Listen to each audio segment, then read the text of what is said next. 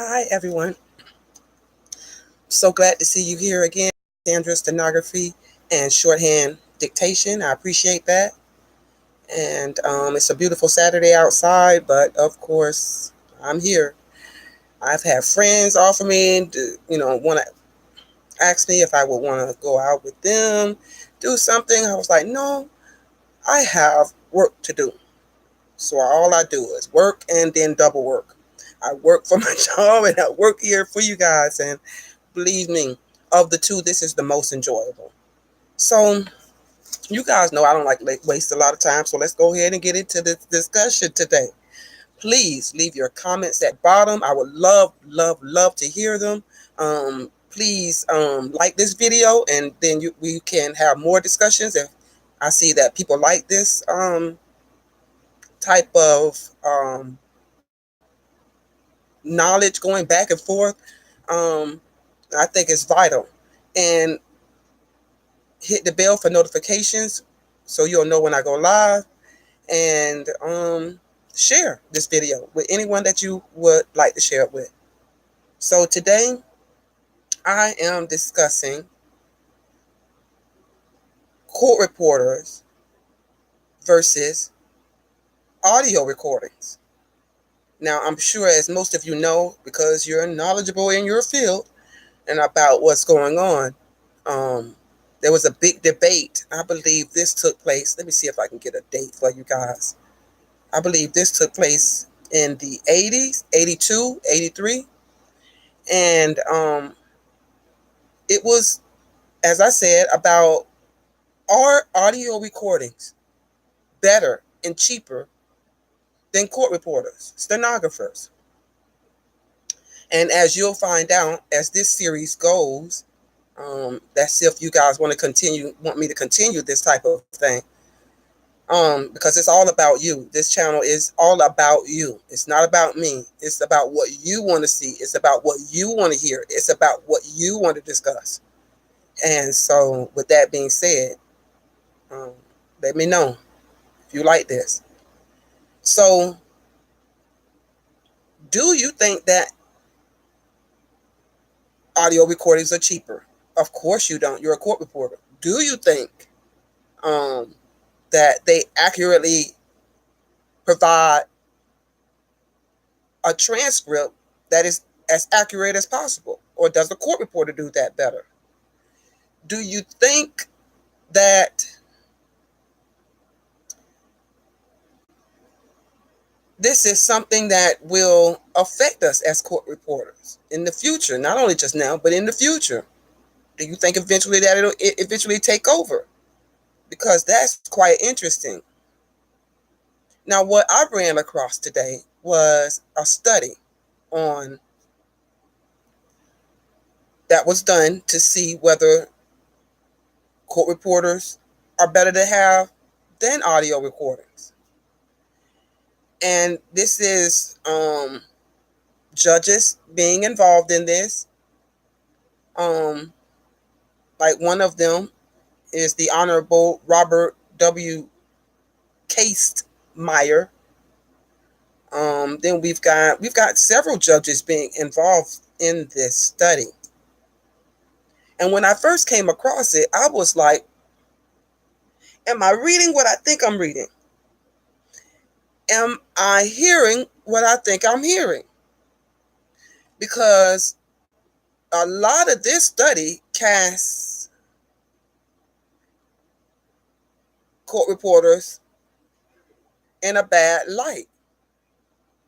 And I'm not trying to say that it's deliberate.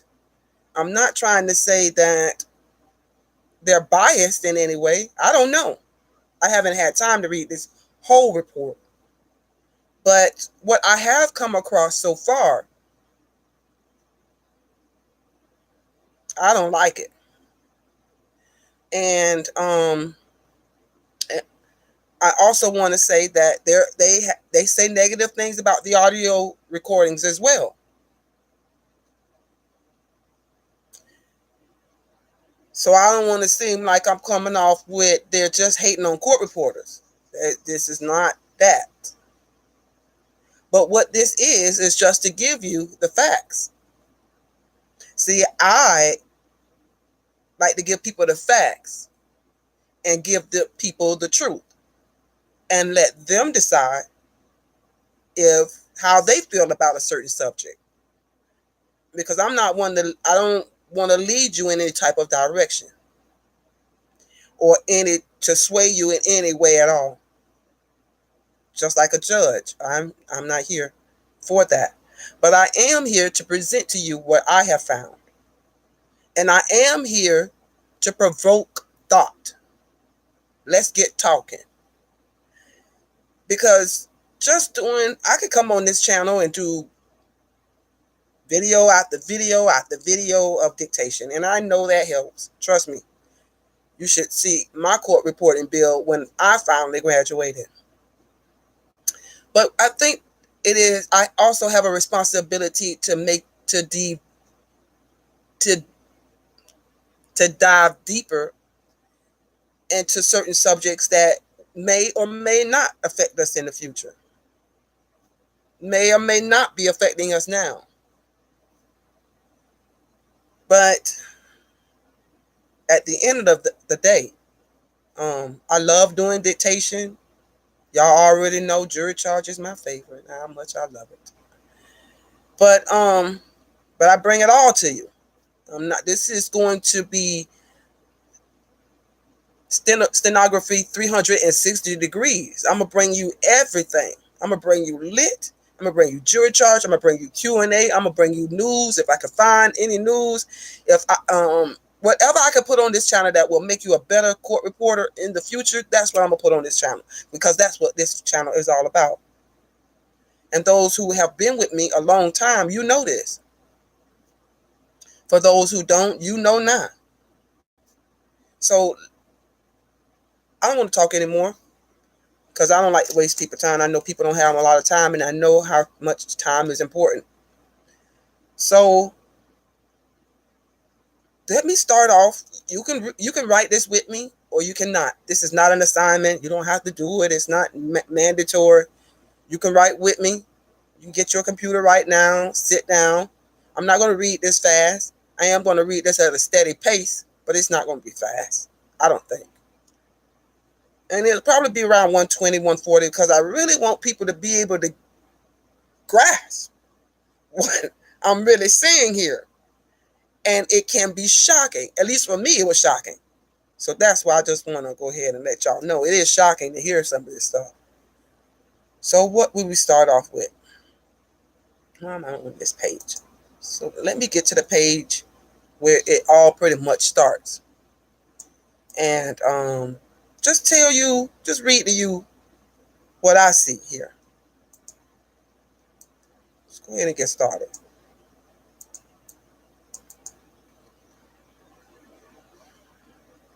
The Federal Judicial Center, Dolly Madison House, 1520 H Street Northwest, Washington, D.C., 2005. And that's not the date, that's just the address. November 19th, 1982. The document below is the Federal Judicial Center's plan to evaluate different methods of recording court proceedings in the United States District Courts, with all amendments to the plan through November 1982. A June 14, 1982 statement of the plan had been sent to numerous groups and individuals interested in the project, seeking comments and suggestions. On September 9th, 1982, the center distributed separate amendments to the June 14 plan. These amendments have now been incorporated into the text of the plan below. The instant document also includes: 1, additional amendments that broaden the evaluation of transcript accuracy, and 2, appropriate changes in the introductory paragraphs, and 3, occasional other changes to reflect developments, and to alter grammar and syntax. Here we go. Plan to evaluate different methods of recording court proceedings in the United States District Courts as amended to November 19, 1982. The Federal Judicial Center and the Administrative Office of the United States Court have been asked to execute for the Judicial Conference of the United States the statutory directive that the conference, quote, experiment with the different methods of court reporting proceedings, close quote. This plan describes the recent, number one, the reference to different methods of recording court proceedings requires some explanation. Section 753B of Title 28 United States Code requires a court reporter to quote, record proceedings verbatim by shorthand or by mechanical means, close quote, as amended by PL 97-164 some amendment to take effect sometime after September 1983. 753B will require proceedings to be recorded verbatim by shorthand, mechanical means, electronic sound recording, or any other method. Following this terminology, Congress has required the Judicial Conference to experiment with, quote, the different methods of recording court proceedings. Emphasis added. Court reporting, however, involves much more than, quote, recording, quote, close quote. It includes, for example, the transcription of what has been recorded, as well as reading back in court from the recorded material. This experiment, therefore, deals with the full scope of court reporting functions, rather than merely with the recording function. Y'all understand what I'm saying here, right?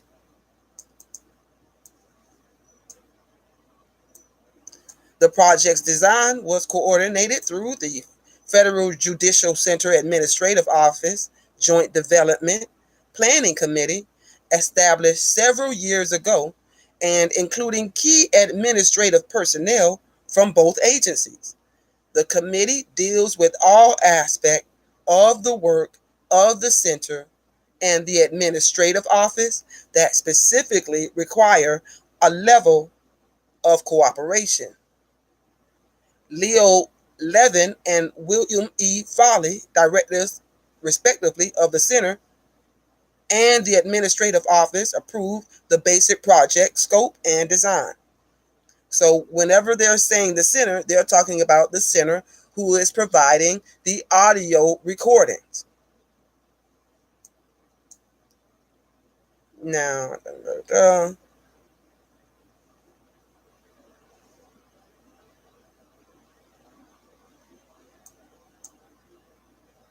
just trying to find out where we should pick up, because I ain't going to read the whole book today. Let me see.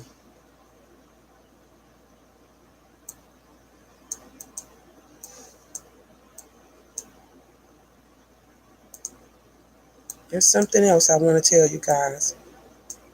So, the shorthand provided proceedings and machine. So anyway, this is the gist of what this whole book is about here. Whether or not they want to go with audio recordings or court reporters. Let me go to this other page. This is what just blew me away when I heard this, or when I read it, should I say. Let me get to it. It's on page 68.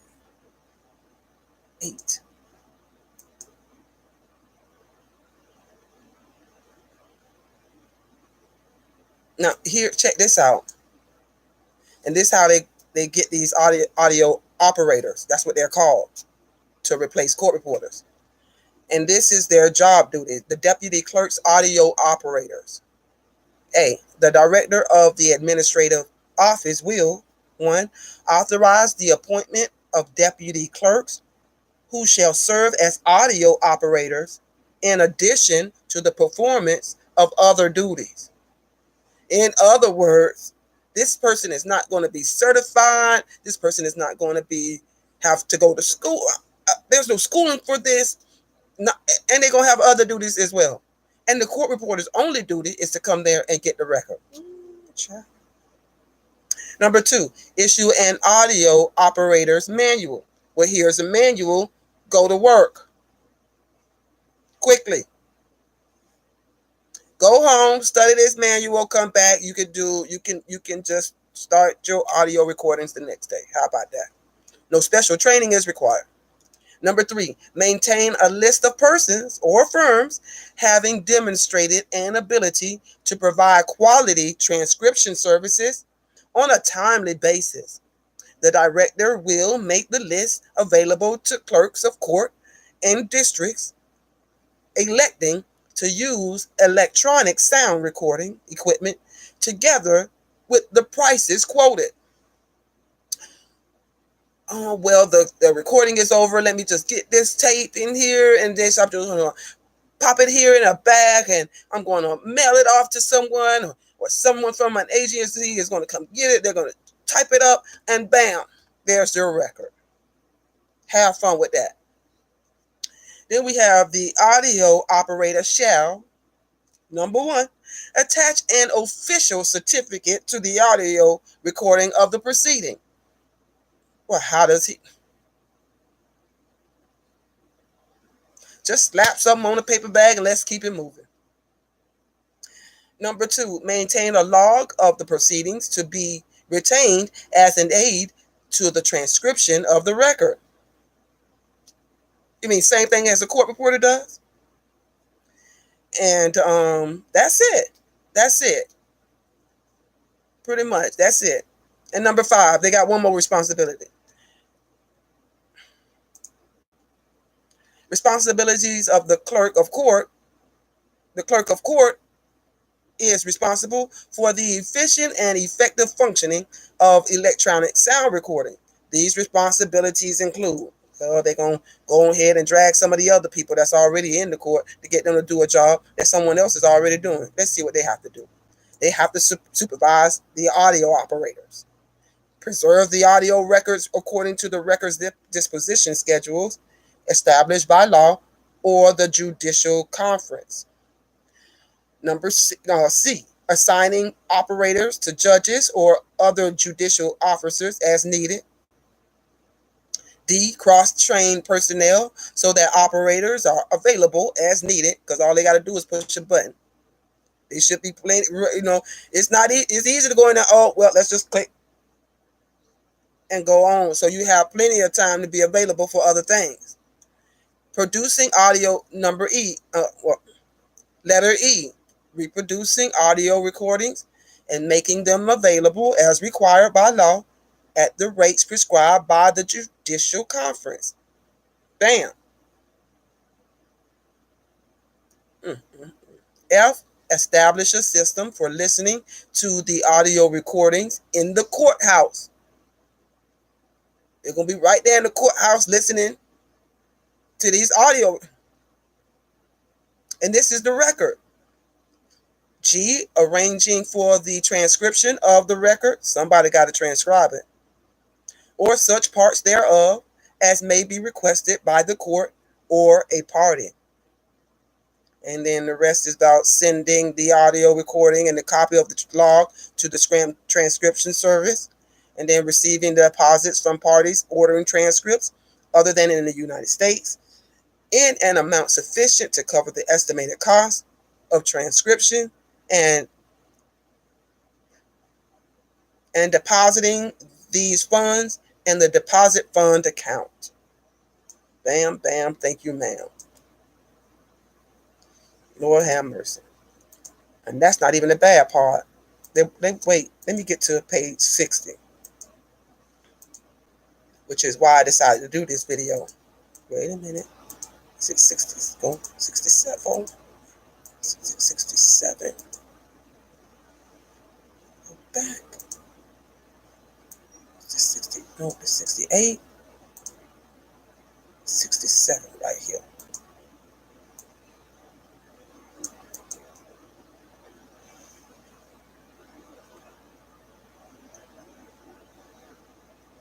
Yep, here it is. Let me go ahead and read this to you. And then, here we go. I just have to do this, y'all. Honorable Robert W. Castmeyer, February 17th, 1984, page 5. These considerations are, of course, vital to the process of implementing audio recording for judges who elect to use it. We are faulted for not having conducted what is technically a survey to determine how audio recording would perform in all federal courts. Of course, had the Congress mandated that every judge shift to audio recording contingent upon some sort of study, the center would have had no choice but to undertake a survey, undergirded at every point by the principles of stratified random sampling, so to allow it to generate from a set of sample courts about how audio recording would perform in all district courts. Congress took the more sensible course embodied in the statute, and the center proceeded accordingly. I stress this difference between a feasibility study and an effort to generalize from the behavior of randomly selected actors because it is fundamental. RPC's failure to make this distinction, and indeed incorrectly characterizing the nature of the work the center in fact did, is critical. The point was put to me succinctly by a member of the center staff as follows, quote, in essence, RPC has produced a classic strawman, garbed it in the verbiage of social scientific inquiry, and then presented a standard demolition of the strawman. You hear what he just said? Let me read that again because he's talking about court reporters. In essence, RPC has produced a classic strawman, garbed it in the verbiage of social scientific inquiry, and then presented a standard demolition of the strawman.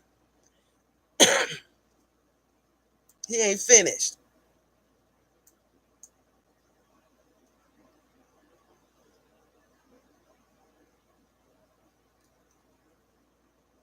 He goes on to say, there is little point in my repeating here the attached memorandum's point-by-point analysis of these charges. The attached memorandum shows, by reference to project data and aggregate data compiled by the Administrative Office of the United States Court, that our cost estimates are, if anything, high. We have been very conservative in estimating savings. As a final example, RPC and Coopers and Limbrand charge that the center underestimates the management burden. and thus costs that clerks of court would assume in supervising the audio operators. To the contrary, experience in the test sites, as explained in the report, shows that the supervision of the audio operators was generally not burdensome, certainly no more so than the supervisor tasks necessary for the management of the stenographic reporter system. It is not burdensome. It's what he's saying, is what he just said, to supervise people that are just doing audio recordings. No more so than a supervisor for a stenographic reporter system. There ain't no difference. Matter of fact, it might be less burdensome. That's what the man just said. The criticism does not point to the criticism does not point to two oversights in the report's cost projections, which, however minor, should be acknowledged.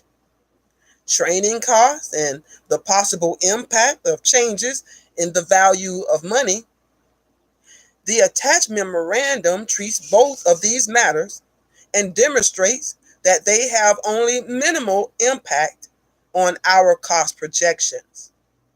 Again, Mr. Chairman, we would be happy to submit this response to discussion, these matters with you in more detail at your conference.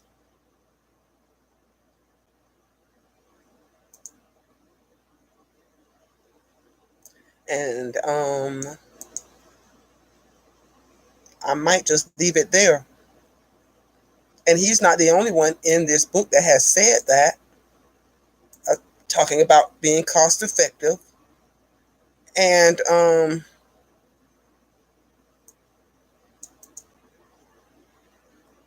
it's just juicy, though, that I found this book. Boy, when I found this book, I was like, I done found some tea. I found some tea. I mean, some of this stuff.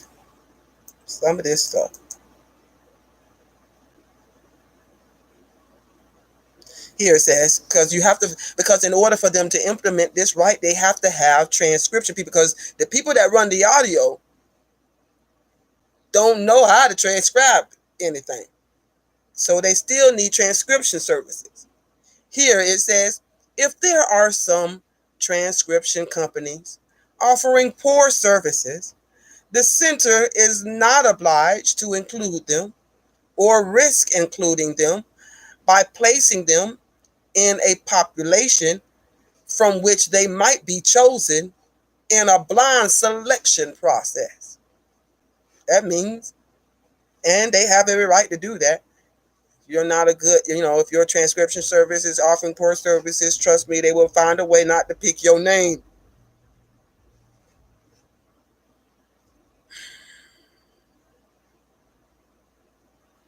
And this just goes on and on and on. How is it going to implement this?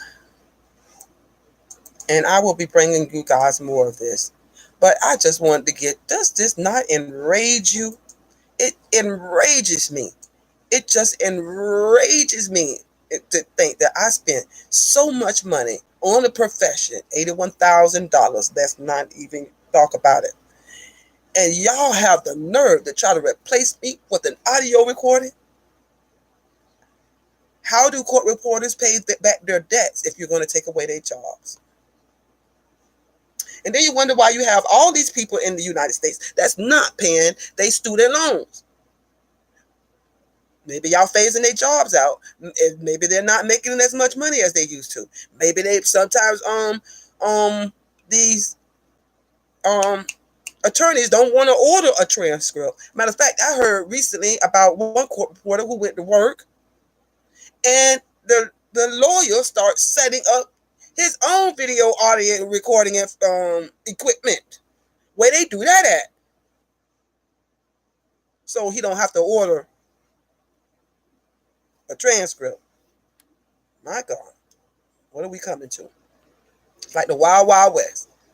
So next time I come to you, I'm going to bring you, okay, so they went on ahead, they had their study, right? And then there's some, I will read to you what they used in the study, right? What they used in the study between the court reporter and the audio recording. And then I'm going to read to you the results of what they said after that study. So stay tuned. Thank you for joining me. Don't forget to hit the subscribe button if you have not subscribed, so you can come back and get the rest of this tea, and you'll really know how they starting to feel about court reporters. Can you live off just depositions? Let me tell you. So anyway, come back for part 2. I'm going to have a part 2 on this. This is going to be probably a whole section here that I'm going to put on my page, because this is very important, people. Very important. So thank you for joining me again at Sandra's Stenography and Shorthand Dictation. I, I, I wish you all a blessed day. And hey, happy writing.